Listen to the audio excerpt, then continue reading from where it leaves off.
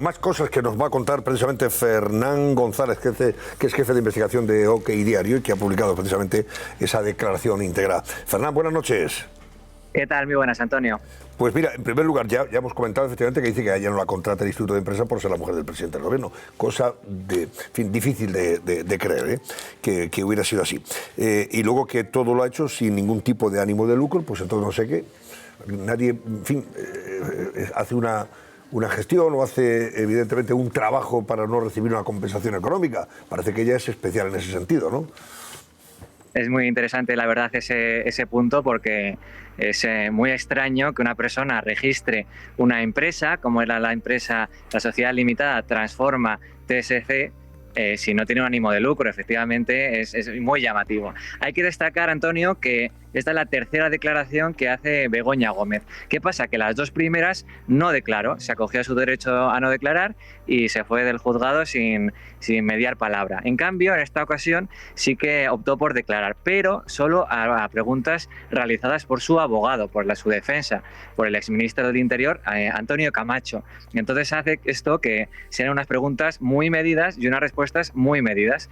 Es muy llamativo porque hasta en 8 ocasiones fue muy tajante y dice: jamás. Por ejemplo, cuando dice, ¿tuvo ánimo de lucro? Jamás. ¿Fue contratada por ser mujer de Pedro Sánchez? Jamás. Es una retahíla de negaciones de estas acusaciones. Es una pena, porque no respondió a las acusaciones populares, no respondió al juez Peinado y bueno, también a la Fiscalía, pero en este caso, vamos, ni se le espera. Pero yo subrayaría eso, que fue un teatrillo entre Begoña Gómez y su abogado para intentar exculparse de todo. Pero efectivamente, como bien decís, algunas de las excusas son de aurora boreal, ¿no? Como en este caso, porque evidentemente a una mujer que no tiene ni una licenciatura oficial, como hemos publicado, no tiene un título homologado, tiene estudios de marketing de una pequeña academia, pero no tiene un título oficial. Que a esa mujer se le dé una cátedra, pues es del todo llamativo. Claro, porque ella reconoce, y es evidente que así es, que yo no soy catedrática, dice ella, ¿no? Dice, no soy catedrática de la Universidad Complutense, claro, es obvio, no tiene ningún título en ese sentido, y además luego dice, hombre, la dirección de esta cátedra que yo dirijo, a pesar de no ser catedrática, pero es una cátedra, no tiene ningún tipo de retribución y se realiza de manera altruista. O sea, que ha estado ahí, iba, en fin, por simple el hecho de estar ahí, ya está, sin más, sin recibir ninguna compensación a cambio de nada. Cuesta mucho creerlo, la verdad, ¿no? Parece que es casi como una ONG, como una hermanita de la caridad, vamos, y eso no hay quien se lo crea. Estuvo luchando por tener alumnos, pero al final, pues embolsarse un buen dinero. Y luego también con esa empresa que hemos citado, con esa SL, iba a las empresas para conseguir sus datos y a la postre hacer una labor de consultoría muy bien remunerada sin ninguna duda. También otro de los puntos que esta declaración ya pues nos viene a confirmar que efectivamente ella no es catedrática y que sus alumnos les exige, curiosamente, un título oficial que ella no tiene. Y también de esa declaración, que dura media hora, es muy interesante verla completa, también se extrae que ha roto puentes completamente con la Universidad Complutense de Madrid. Y, por ejemplo, carga directamente contra el rector, contra Joaquín Goyache, y explica que él fue el que impulsó la cátedra extraordinaria, en vez de reconocer que ella quería moverse, conseguir más espacio de poder, pues ahí en ese momento echa la culpa al rector. ¿Qué dice de Barrabés, concretamente del empresario Barrabés, y de las cartas que firmó en favor de sus empresas o sus empresas para que recibieran subvenciones, ayudas públicas de los ministerios? Pasa realmente muy de puntilla, ¿no? Como es uno de los puntos más débiles en esa investigación, esas cartas que firmó para que el gobierno diera contratos a su socio, a Juan Carlos Barrabés, pues realmente no le preguntan mucho, pero sí que viene a decir que las cartas parten de la Complutense, lo cual es una flagrante mentira, porque tenemos un informe de la Complutense que dice que esas cartas no están en sus archivos, así que esto es una iniciativa que partió de ella, que Barrabés le envió la carta para que le apoyara y ella la firmó con su puño y letra y sin contar con la universidad. Ella dice que era una carta tipo, que se la envían y ella simplemente la suscribe y que tampoco tuvo mucha importancia, viene a decir, ¿no? Pero es un hecho totalmente incontrovertible que firmó esa carta y que al final parte de los contratos sí que lo recibió el grupo de Barrabés. Bueno, pues tú estás siguiendo este caso muy detenidamente. Has conseguido además este vídeo con la declaración, la tercera declaración de Begoña Gómez, la tercera y la única, porque antes efectivamente se había negado a decir nada, a no responder a las preguntas, ¿no?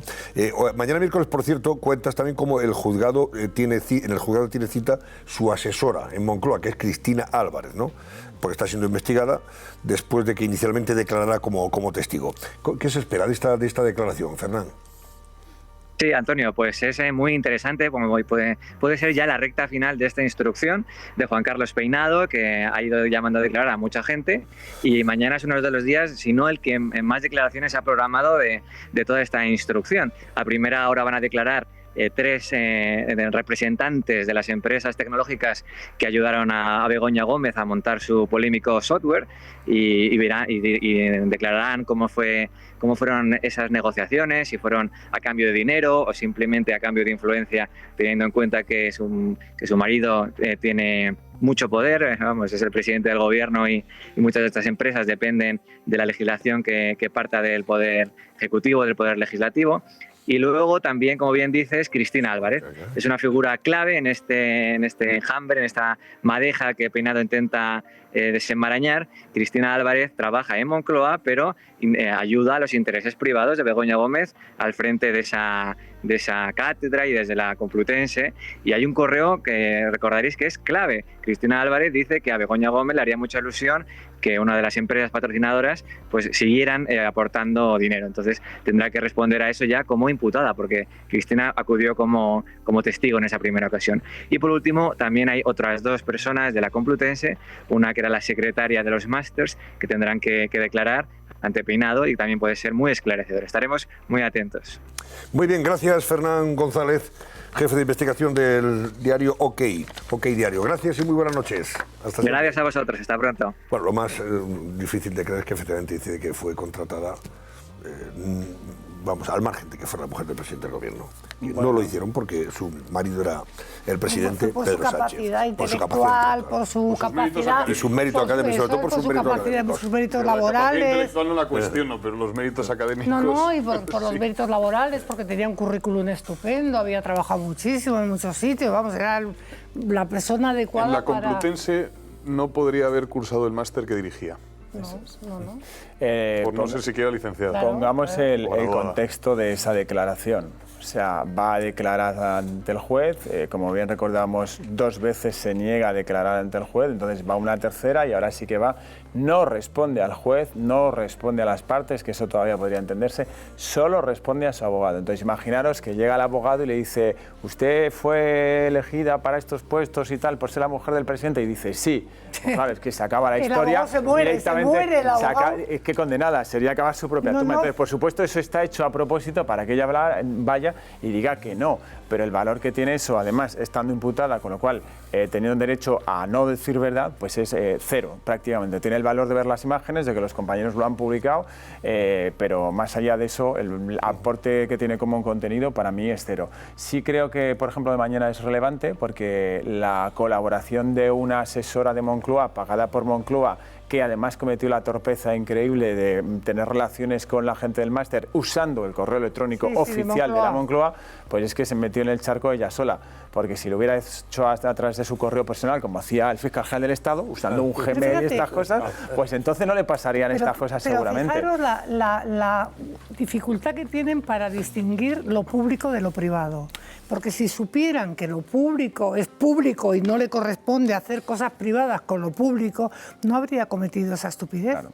Pero es que les da igual, porque ellos creen que están ahí, pero bueno, lo mismo le hacen la chapuza a la mujer del presidente, que llevan al niño del presidente al colegio, que hacen no sé qué, que... Hombre, no, chica, o sea... Pero, Mamen, tú y yo sabemos que todas las mujeres de todos los presidentes de la democracia han tenido, no uno, sino varios asesores. Las parejas siempre han tenido asesores para su agenda, para participar en actos sociales, para determinadas cosas, y nunca hemos conocido en más de 40 años de democracia que pase esto. No. Que primero una pareja de un presidente del gobierno se meta a emprender negocios privados sin venir a cuento, que ella misma, que trabajaba y tenía una carrera profesional, que yo respeto, decidió dejar esa carrera profesional porque su marido llegaba a la Moncloa y de repente, a los pocos meses de eso, al poco tiempo de eso, después de haber manifestado en el diario País, en una entrevista, que vas a dejar tu trabajo porque quieres estar en Moncloa acompañando a tu marido, a la familia y tal, de repente te vuelves a meter en todo esto y generar los líos. No tiene ningún sentido y tiene menos sentido que involucres a tu personal de Moncloa en esto. Porque al final, si tú no presionas, ellos no lo hacen.